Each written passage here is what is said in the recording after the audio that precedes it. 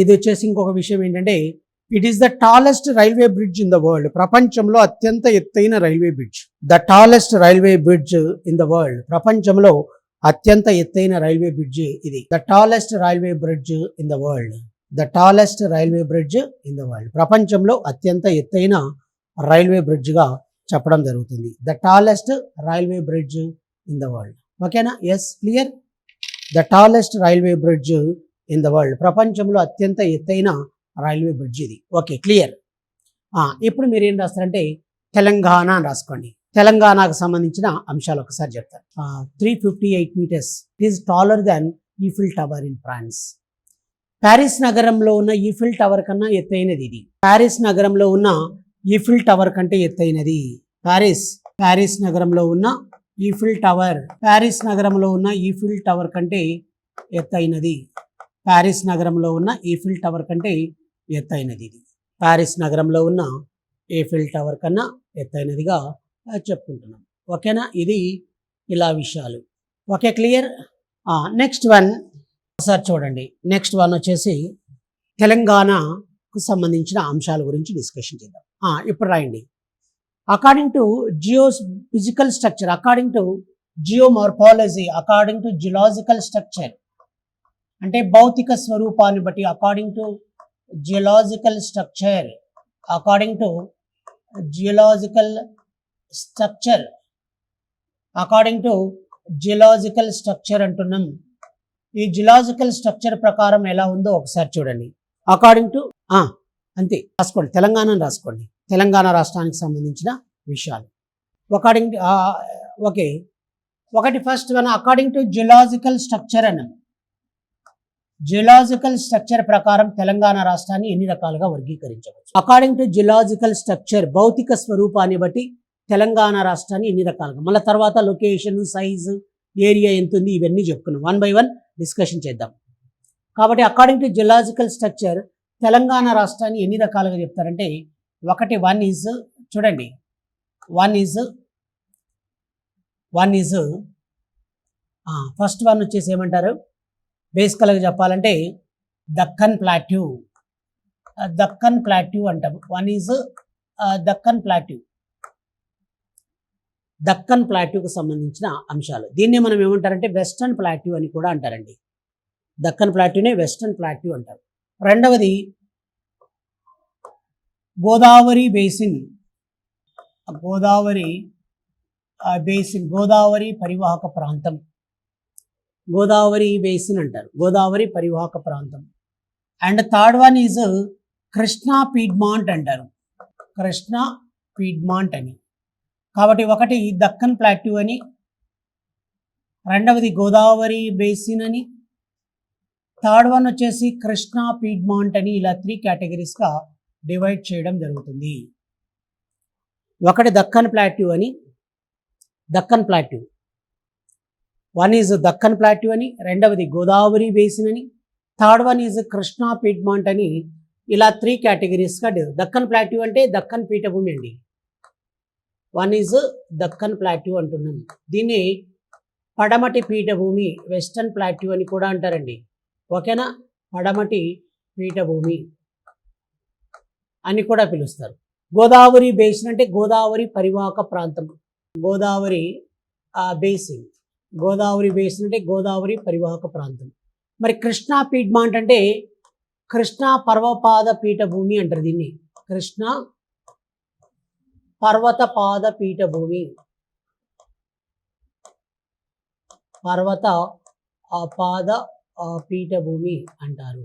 ఓకేనా? కృష్ణా పర్వత పాద పీఠభూమి, Godavari basin, next one Deccan plateau అని. ఇలా 3 కేటగిరీస్గా డివైడ్ చేయడం జరిగింది. ఇలా జియోలాజికల్ స్ట్రక్చర్ ప్రకారం, దేని ప్రకారం? జియోలాజికల్ స్ట్రక్చర్ ప్రకారం తెలంగాణ రాష్ట్రం ఇలా ఉంది అన్న విషయాన్ని మీరు గుర్తుంచుకోవాలి.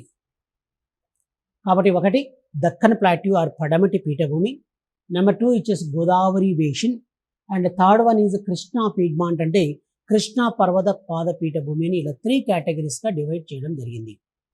ఓకేనా? క్లియర్. ఒకటి ఈ యొక్క దక్కన్ ప్లాట్యూ ఆర్ పడమటి పీఠభూమికి సంబంధించిన విషయాలు ఏంటి ఒకసారి రాసుకోండి, హెడ్డింగ్ రాసుకోండి. ఈ యొక్క పడమటి పీఠభూమికి సంబంధించి ఆర్ వెస్టర్న్ ప్లాట్యూ అంటున్నాం. దీనికి సంబంధించిన అంశాలు ఏంటి సార్ అంటే ఇక్కడ బేసికల్గా చెప్పాలంటే ancient plateau in the world, ప్రపంచంలో అతి పురాతనమైనదండి. Ancient plateau in the world అంటున్నాం. Ancient plateau in the world, ప్రపంచంలో అత్యంత పురాతనమైనది ఇది. Ancient plateau in the world, ప్రపంచంలో అత్యంత పురాతనమైన పీఠభూమి ఒకటి ఇది. మరి బేసికల్గా ఈ యొక్క దక్కన్ ప్లాట్యూ అనేది ఏ శిలల చేత ఏర్పడి ఉందంటే, దక్కన్ ప్లాట్యూ వచ్చేసి చూడండి ఇక్కడ ఫాజల్స్ ఏ శిలల చేత ఏర్పడి ఉంది దక్కన్ పీఠభూమి? శిలలు, ఫాజల్స్ అంటారు. ఫాజల్ అంటే రాక్ అని అర్థం, ఫాజల్స్. కాబట్టి ఏ శిలల చేత ఏర్పడి ఉంది దక్కన్ ప్లాట్యూ అనేది ఒకసారి మనం డిస్కషన్ చేద్దాం. కాబట్టి ఈ యొక్క దక్కన్ ప్లాట్యూ అనేది ఏ శిలల చేత ఏర్పడి ఉందో ఒకసారి చూడండి. వన్ ఇస్ దక్కన్ ప్లాట్యూ అనేది ఏ శిలల చేత ఏర్పడి ఉంది? ఒకటి ఫస్ట్ వన్ ఏమేం శిలల చేత ఏర్పడి ఉంది అంటే, వన్ ఈజ్ రూపాంతర శిలలు అన్న విషయాన్ని మీరు గుర్తుపెట్టుకోవాలి. ఏం శిలలు? రూపాంతర శిలలు. ఏం శిలలు సార్? రూపాంతర శిలలు. సార్ మాకు ఇంగ్లీష్లో ఏమంటారు అని కొంతమంది చూస్తున్నారు. కాబట్టి రూపాంతర శిలలు వీటిని ఏమంటారు సార్ అంటే మెటామార్ఫిక్ రాక్స్ అంటారు. Metamorphic racks. కాబట్టి ఏమంటారు వీటిని? మెటామార్ఫిక్ రాక్స్ అంటే రూపాంతర శిలలు అని ఒకటి. మెటామార్ఫిక్ రాక్స్ అంటారు, రూపాంతర శిలలు అంటారు. ఇంకా ఏమంటారు సార్? రూపాంతర శిలలతో పాటు ఇంకా ఏమేమి శిలల చేత ఏర్పడింది అంటే రూపాంతర శిలలు. నెక్స్ట్ వన్ ఆర్కియన్ శిలలు, Archaean rocks. Archaean rocks, Archaean శిలల చేత కూడా ఏర్పడి ఉంది. Archaean rocks. ఆర్కియన్ రాక్స్ అంటే ఆర్కియన్ శిలల చేత ఏర్పడి ఉంది. ఆర్కియన్ రాక్స్, ఆర్కియన్ శిలల చేత ఏర్పడి ఉంది. ఓకే, ఇంకా ఏంటి సార్ అంటే ఆర్కియన్ శిలలు, రూపాంతర శిలలు. Next one quartz rocks. Quartz rocks, quartz శిలల చేత ఏర్పడి ఉంది. క్వార్ట్జ్ ఇవన్నీ ఉన్నాయి ఇక్కడ అనమాట. ఒక్క శిలలు కాదు, అనేక రకాలైన శిలల చేత ఏర్పడింది క్వార్ట్జ్ రాక్స్, క్వార్ట్జ్ శిలలు. ఆ క్వార్ట్జ్ శిలలతో పాటు ఇంకా ఏంటి సార్ అంటే ఇగ్నియస్ రాక్స్. ఇగ్నియస్ రాక్ చేత కూడా ఏర్పడింది. ఇగ్నియస్ రాక్స్ అంటే ఏంటి సార్ అంటే అగ్ని శిలలు అంటారు. ఇగ్నియస్ రాక్స్ అంటే అగ్ని శిలలు. కాబట్టి క్వార్ట్జ్ శిలలని, ఆర్కియన్ శిలలు అని, మెటామార్ఫిక్ రాక్స్ అని, ఇవన్నీ కూడా మనం జనరల్గా ఇలా డిస్కషన్స్, ఇవన్నీ ఈ శిలల చేత ఏర్పడి ఉంది. ఈ శిలలు ఫాజల్స్ అన్నప్పుడు దక్కన్ ప్లాట్యూ ఎలా ఏర్పడి ఉంది అంటే ఇది ప్రధానంగా ancient plateau in the world అని చెప్పాం. ఒకటి రూపాంతర శిలలు మెటామార్ఫిక్ రాక్స్, ఆర్కియన్ శిలలు Archaean rocks, quartz rocks, igneous rocks అంటే అగ్నిశిలలు. అగ్నిశిలలు అంటే వీటిని మనం బసాల్ట్ అని కూడా పిలవచ్చు. బసాల్ట్ అని కూడా పిలుస్తాం. బసాల్ట్ శిలలు అంటే, బసాల్ట్ అంటే primary lava or basic lava అంటారు. Primary lava or basic lava, primary lava or basic lava, primary lava or basic lava అని అర్థం. అంటే ప్రాథమిక లావాని బసాల్ట్ అంటారు. కాబట్టి దక్కన్ ప్లాట్యూ అనేది ఏ శిలల చేత ఏర్పడి ఉందంటే అగ్ని శిలల చేత ఏర్పడి ఉంది మెయిన్లీ. అసలు ఇగ్నియస్ అంటే ఏంటి సార్ అంటే ఇగ్నియస్ అంటే చూడండి, భూ అంతర్భాగంలో ఉన్న లావా, భూ అంతర్భాగంలో ఉన్న లావా, భూ అంతర్భాగంలో లావా ఉద్భేదనం చెంది ఉపరితలాన్ని చేరుకొని, భూ అంతర్భాగంలో ఉన్న లావా ఉద్భేదనం చెంది ఉపరితలాన్ని చేరుకొని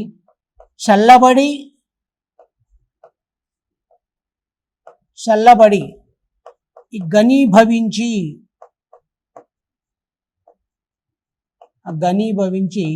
ప్రస్తుతం శిలలుగా ఏర్పడ్డాయి. వాటిని మనం ఏమంటాం సార్ అంటే ఇగ్నియస్ రాక్స్ అంటాం. ఓకేనా? భూ అంతర్భాగంలో ఉన్న లావా అనే పదార్థం విస్ఫోటనం ఆరు ఉద్భేదనం చెంది చల్లబడి ఘనీభవించి ఈ యొక్క బసాల్ట్ శిలలుగా ఏర్పడతాయి. ఇంగ్లీష్ ఏంది సార్ అని వీళ్ళిద్దరు ఇటు చూస్తారు, ఆ వెనక వాళ్ళు కూడా. కాబట్టి ఏంటి సార్ అంటే molten material, the molten material రాసుకోండి, ఇంగ్లీష్లో రాయండి. ద మాల్టన్ మెటీరియల్, తెలుగు రాసారా? The molten material erupted on earth surface, the molten material, the molten material erupted on earth surface, the molten material erupted on earth surface, the molten material erupted on earth surface. Next one, it converts into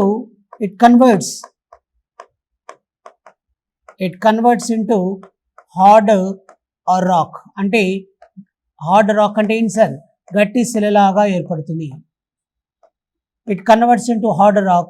The hard rock is known as igneous. The hard rock is known as igneous. ఇది మనం ఇంగ్లీష్లో ఇలా రాసుకోవాలి. కాబట్టి the molten material erupted on earth surface, it converts into hard rock. The hard rock is known as igneous. భూ అంతర్భాగంలో ఉన్న lava అనే పదార్థం విస్ఫోటనం చెందిన తర్వాత ఉపరితలాన్ని చేరుకుంటుంది. చేరుకున్న తర్వాత అది ఏమవుతుంది సార్ అంటే గట్టి శిలలాగా మారుతుంది. ఆ గట్టి శిలని మనం ఏమని పిలుస్తామంటే ఇగ్నియస్ అని పిలవడం జరుగుతుంది. ఇగ్నియస్ అంటాం. ఏమంటాం మనం? ఇగ్నియస్ అని పిలవడం జరుగుతుంది. ఇగ్నియస్ రాక్స్ అంటాం. ఓకేనా? అగ్నిశిలలు అంటాం. ఎస్, ఇది మీరు ఖచ్చితంగా గుర్తుపెట్టుకోవాలి. ఎస్, ఇప్పుడు నేను మరి దక్కన్ ప్లాట్యూ అనేది జియలాజికల్ స్ట్రక్చర్ ప్రకారం ఎక్కడుంది అనేది కూడా మీకు తెలియాలి.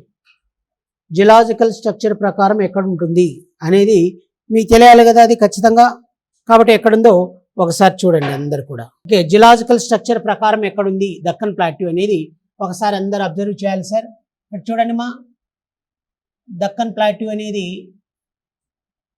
ఎక్కడుంది అనేది ఒకసారి మీకు అందరికి కూడా డిస్కషన్ చేస్తాను. చూడండి, ఇదే దక్కన్ ప్లాట్యూ. ఏంటి సార్ ఇది? దక్కన్ ప్లాట్యూ. చెప్పండి చెప్పారు మీరు. దక్కన్ ప్లాట్యూ అనేది ఎందుకు అలా వేశారు సార్ మీరు అంటారు.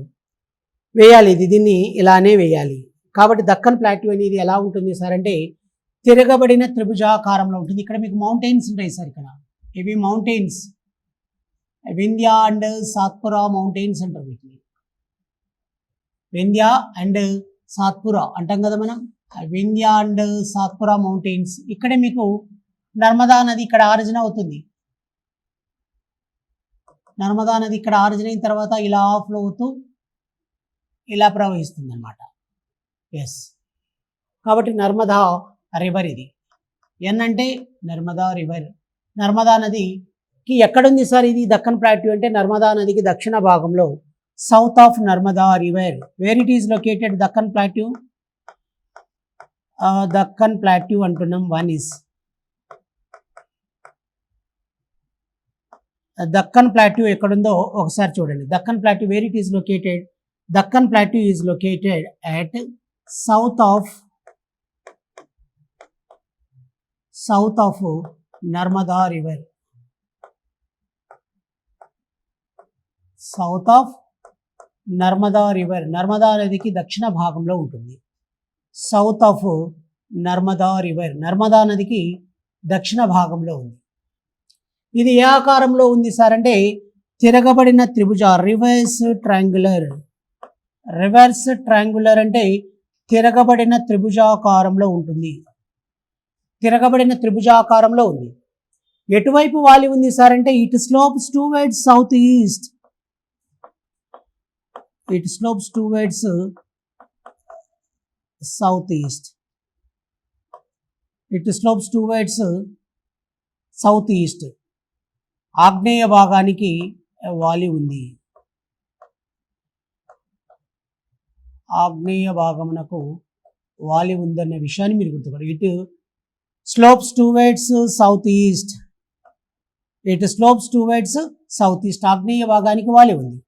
దీని యొక్క సరాసరి ఎత్తు వచ్చేసి ఎంత అంటే సార్ 480 meters to 600 meters. 480 మీటర్ల నుంచి 600 మీటర్ల సరాసరి ఎత్తు. It is the average height. It is the average height of Deccan plateau. Deccan పీఠభూమి యొక్క సరాసరి ఎత్తు ఎంత అంటే 480 meters to 600 meters. It is the average height of Deccan plateau. Deccan పీఠభూమికి ఆగ్నేయ భాగంలో ఉంది. ఇది మరి ముఖ్యంగా 480 meters to 600 meters average height. Yes okay. Next one ఇక్కడ వచ్చేసి ఇంకొక విషయం ఏంటి సార్ అంటే ఈ హైదరాబాద్ నగరం ఇప్పుడు ఉంది. ఫర్ ఎగ్జాంపుల్ హైదరాబాద్, ఈ యొక్క హైదరాబాద్ నగరం ఎక్కడుందో చూడండి. హైదరాబాద్ నగరం ఇట్ ఈజ్ లొకేటెడ్, ఎక్కడుంది సార్ ఇది హైదరాబాద్ నగరం అనేది? హైదరాబాద్ నగరం అనేది at the altitude of mean sea level. At the altitude of mean sea level అంటే సముద్ర మట్టానికి, at the altitude of mean sea level సముద్ర మట్టానికి 600 మీటర్స్ 600 మీటర్ల ఎత్తులో దక్కన్ ప్లాట్యూలో ఉంది. కాబట్టి సముద్ర మట్టానికి 600 మీటర్ల ఎత్తులో దక్కన్ ప్లాట్యూలో ఉంటుంది. సముద్ర మట్టానికి 600 మీటర్ల ఎత్తులో దక్కన్ ప్లాట్యూలో ఉందన్న విషయాన్ని మీరు గుర్తుపెట్టుకోవాలి. At the altitude of mean sea level 600 meters in Deccan plateau, సముద్ర మట్టానికి 600 మీటర్ల ఎత్తులో ఉంది. ఓకేనా? ఎస్. నెక్స్ట్ ఇంకొక పాయింట్ వచ్చేసి ఏంటి అంటే southern tip of Deccan plateau అని క్వశ్చన్ అడుగుతాడు మీకు.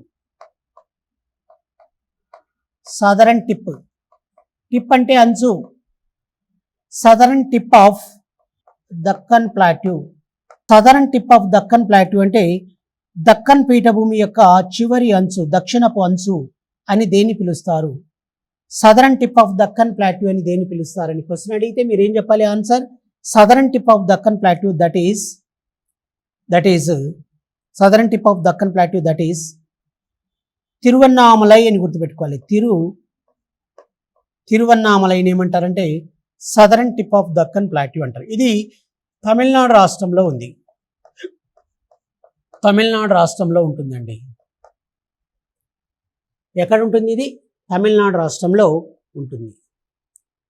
Southern tip of Deccan plateau ఇది తమిళనాడు రాష్ట్రానికి దక్షిణ భాగంలో తిరువన్నామలైలో ఉంటుంది, తమిళనాడులో.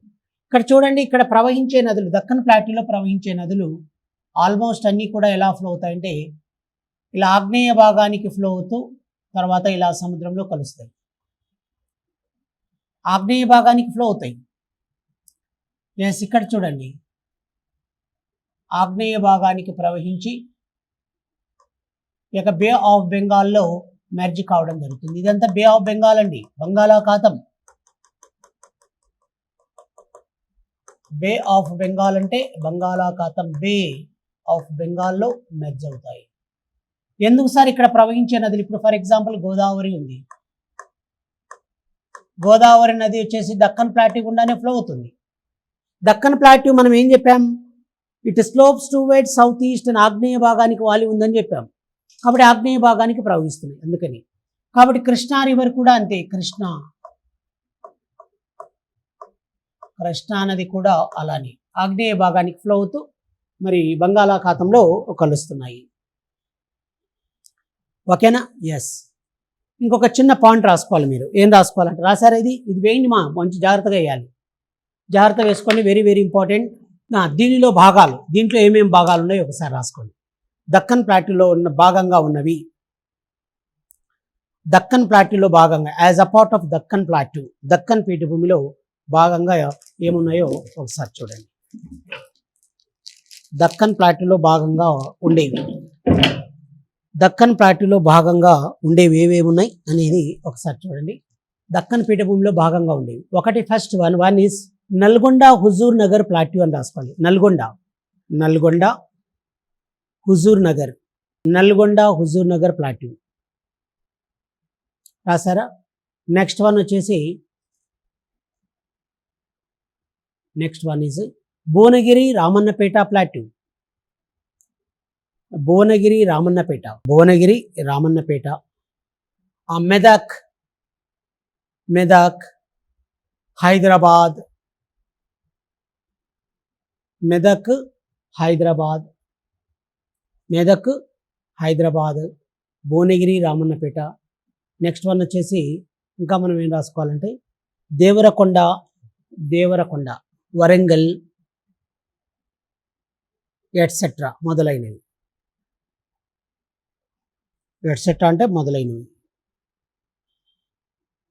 ఇవన్నీ దేనిలో భాగాలు? ఇవన్నీ కూడా దేంట్లో భాగాలు సార్? ఇవన్నీ దక్కన్ ప్లాట్యూలో భాగంగా పరిగణించడం జరుగుతుంది. దేంట్లో భాగాలు ఇవి? దక్కన్ ప్లాట్యూలో భాగాలు. ఓకేనా? రెండవది ఇంకొకటి రాసుకోండి, గోదావరి బేసిన్ అని రాయండి. గోదావరి ఏ బేసిన్, గోదావరి బేసిన్, గోదావరి పరివాహక ప్రాంతం. గోదావరి బేసిన్ అంటే గోదావరి పరివాహక ప్రాంతం. గోదావరి బేసిన్ అంటే గోదావరి పరివాహక ప్రాంతం. మరి ఈ గోదావరి బేసిన్, గోదావరి పరివాహక ప్రాంతానికి సంబంధించిన అంశాలు ఏంటంటే, గోదావరి ప్రవహించే నదుల పరివాహక ప్రాంతాన్ని అంతా దీన్ని ఏమంటారంటే గోదావరి పరివాహక ప్రాంతం. అంటే గోదావరి రివర్ ఎలా ఫ్లో అవుతుందో దాని ఉపనదులు కూడా ఉన్నాయి కదా కొన్ని, మంజీరా అని, ప్రాణహిత అని, శబరి అని, సీలేరు అని, ఇంద్రావతి అని, కిన్నెరసాని, ఇలా కొన్ని ఉన్నాయి. ఈ నదులు కానీ గోదావరి మొత్తం అవి ప్రవహించే మార్గాన్ని అంతటిని కూడా ఏమంటారంటే గోదావరి పరివాహక ప్రాంతం అని. ఇంగ్లీష్లో ఏమంటారంటే గోదావరి బేసిన్ అంటారు. ఏమంటారు? గోదావరి బేసిన్, గోదావరి పరివాహక ప్రాంతం అంటారు. ఓకేనా? గోదావరి పరివాహక ప్రాంతం అని పిలవడం జరుగుతుంది. ఓకేమా? ఎస్. ఇప్పుడు మీరు గోదావరి బేసిన్ అని రాసుకొని, ఇప్పుడు మీకు నేను ఆ గోదావరి బేసిన్ ఒక ఫస్ట్ పాయింట్ రాయండి. గోదావరి బేసిన్ అనేది కార్బోనిఫెరస్ శిలల చేత ఏర్పడి ఉంది అని రాసుకోండి. The Godavari basin is composed with carboniferous rocks. Carboniferous fossil అని కూడా రాసుకోవచ్చు. కార్బోనిఫెరస్ శిలలు, కార్బోనిఫెరస్ అంటే సున్నము ఐరన్ ఓర్ తోట ఏర్పడి ఉన్నాయి. కార్బోనిఫెరస్ రాక్స్, కార్బోనిఫెరస్ శిలల చేత ఏర్పడి ఉంది. కార్బోనిఫెరస్ శిలల చేత ఏర్పడి ఉంది. రాసారా? కార్బోనిఫెరస్ శిలల చేత. ఈ కార్బోనిఫెరస్ శిలల్లో గోండ్వానా రాక్స్లో రాసుకున్న పాయింట్, కార్బోనిఫెరస్లోని గోండ్వానా శిలల్లో బొగ్గు మరియు ఐరన్ ఓర్ లభిస్తుంది. బొగ్గు మరియు ఐరన్ ఓర్, ముడి ఇనుము, బొగ్గు మరియు ముడి ఇనుము లభిస్తుంది అని రాసుకోండి. బొగ్గు మరియు ముడి ఇనుము లభిస్తుంది. ఓకేనా? Clear? The Carboniferous, from carboniferous, particularly in Gondwana rocks, the iron ore and coal obtained from Gondwana puzzles in carboniferous rocks. ఈ కార్బోని శిలల్లో మనకి ఏం దొరుకుతుంది అని క్వశ్చన్ అడిగినప్పుడు బొగ్గు దొరుకుతుంది. అందువల్లనే చూడండి, మీరు నేను చెప్పే మాటలు మీరు నమ్మద్దు సార్, నా మాటలు నమ్ముతారు, కానీ వాస్తవానికి ఏంటంటే ఒకప్పుడప్పుడు మీరు అబ్జర్వ్ చేస్తుండాలి. ఇప్పుడు మీరు చూడండి, గోదావరి ప్రవహించే ప్రాంతంలో అన్ని ప్లేసుల్లో కూడా ముడిను ఇది మన బొగ్గు ఉంటుంది. అవునా కదా? బెల్లంపల్లి కానీ, తర్వాత వచ్చేసి మీకు ములుగు ఏరియాలో కానీ, తర్వాత వచ్చేసి ఇంకా భూపాల్పల్లి కానీ, తర్వాత కొత్తగూడెం కానీ, ఈ ప్లేసుల్లో కూడా ఏముంటుంది సార్ అంటే బొగ్గు పుష్కలంగా లభిస్తుంది. ఇక్కడ ఉండే శిలల పేర్లు ఏం పేరు సార్ అంటే గోండ్వానా శిలలు ఉంటాయి. ఈ గోండ్వానా శిలల్లో లభించే బొగ్గు రకం ఏంటి sir? What kind of coal obtained from Gondwana rocks in Singareni mines? Arvind, come on, tell me. What kind of coal obtained from Gondwana rocks? Optional list చెప్తావా? ఒకటి, first one anthracite, number 2 is bituminous, and the third one is lignite, and fourth one is peat. Come on, tell me, చెప్పండి. First చెప్పిన అనేది అంటదే anthracite. నువ్వేమంటావు రాజా? Option చెప్పినదా? Option C అంట ఆడినా. మీరేమంటారు? Option D అంటారా? బి. మీరేమంటారు? ఏ, ఈయన బి, మీరుమా ఏ. ఇంతమంది చెప్పి నాకు ఏదో ఒకటి కరెక్ట్ అవుతుంది. అన్ని ఆప్షన్లు చెప్పేసారు. కాబట్టి ఫైనల్గా ఒక దానికి ఫిక్స్ అవ్వాలి. మీరు ఏం ఫిక్స్ అవుతారో చెప్పండి. నేను చెప్తా ఇప్పుడు. Bituminous type of coal. కరెక్ట్గా మనకు ఆన్సర్లు తెలిసినప్పుడే మనం ఏదైనా చేయగలుగుతాం. ఓకేనా? చూడండి ఇప్పుడు బేసికల్గా చూడండి మా ఒక్కసారి వినండి. ఇది గోదావరి రివర్ ఇలా ఎంటర్ అవుతుంది సార్. ఇలా ఎంటర్ అయ్యి తర్వాత ఏపీలోకి ఎంటర్ అవుతుంది. కాబట్టి మనకు ఎంటర్ అయ్యే ప్లేస్ ఎక్కడ సార్ అంటే కందకుర్తి అని మీకు నేను చెప్పాను ఆల్రెడీ. ఏం ప్లేస్ చెప్పాను సార్? కందకుర్తి అని చెప్పాను. నిజామాబాద్ జిల్లా, నిజామాబాద్ జిల్లాలోని కందకుర్తి అని చెప్పాను. నిజామాబాద్ జిల్లాలోని కందకుర్తి, నిజామాబాద్. తర్వాత ఇంకా ఎక్కడ సార్ అంటే నిర్మల్ జిల్లా గుండా వెళ్తుంది. ఆ తర్వాత ఇంకా ఎక్కడ సార్ అంటే నిర్మల్, పెద్దపల్లి.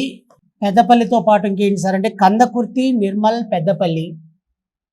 పెద్దపల్లితో పాటు నెక్స్ట్ వన్ మనకి ఇంకోటి ఏంటి సార్ అంటే జగిత్యాల. నెక్స్ట్ వన్ భూపాలపల్లి, జయశంకర్,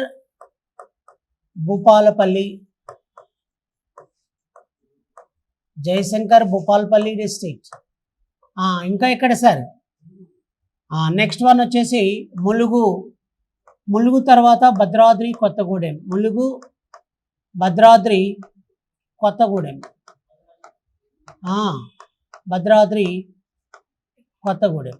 ఇలా వెళ్తుంది సార్ మన దగ్గర. కాబట్టి బేసికల్గా గోదావరి బేసిన్ అనేది ఎలా ఉంది సార్ అంటే కార్బోనిఫెరస్ శిలల చేత ఏర్పడింది. కార్బోనిఫెరస్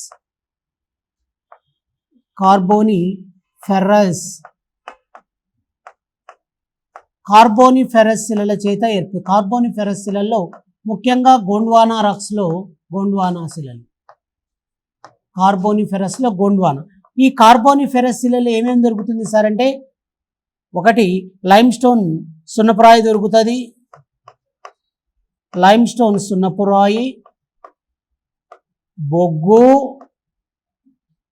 బొగ్గు.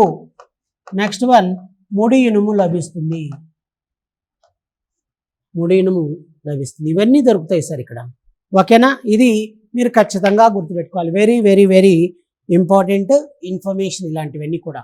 ఇది మీరు ఖచ్చితంగా గుర్తుంచుకోండి. ఇంకొకటి ఏంటి సార్ అంటే ఇంకొక విషయం మనం ఏం డిస్కషన్ చేయాలంటే ఈ గోదావరి పరివాహక ప్రాంతంలో మరి ముఖ్యంగా మనం ఏంటి సార్ అంటే జలపాతాలు ఉన్నాయి ఇక్కడ, వాటర్ ఫాల్స్. తర్వాత ఎత్తైన శిఖరాలు ఉన్నాయి. ఏమేమి ఎత్తైన శిఖరాలు ఉన్నాయి అవన్నీ కూడా మనం డిస్కషన్ చేయాల్సి వస్తుంది. ఓకేనా? ఎస్, ఎత్తైన శిఖరాలు ఉన్నాయి. ఎత్తైన శిఖరాలతో పాటు కొన్ని జలపాతాలు, వాటర్ ఫాల్స్ ఉన్నాయి. ఇప్పుడు for example Bogatha water fall మీకు అందరికీ తెలుసా? బోగతా వాటర్ ఫాల్ పేరు విన్నారా? ఏం సార్ బోగతా వాటర్ ఫాల్ లేదు? ఎస్, బోగతా వాటర్ ఫాల్ అనేది ఒకటి. ఇలా రకరకాలైనటువంటి వాటికి సంబంధించిన ఇన్ఫర్మేషన్ అంతా మనం డిస్కషన్ చేద్దాం. అదంతా అందరూ వేసుకోండి. ఓకేనా? మిగతా అంశాలు ఇన్ఫర్మేషన్ అంతా మీతోటి నెక్స్ట్ క్లాస్లో డిస్కషన్ చేస్తాం.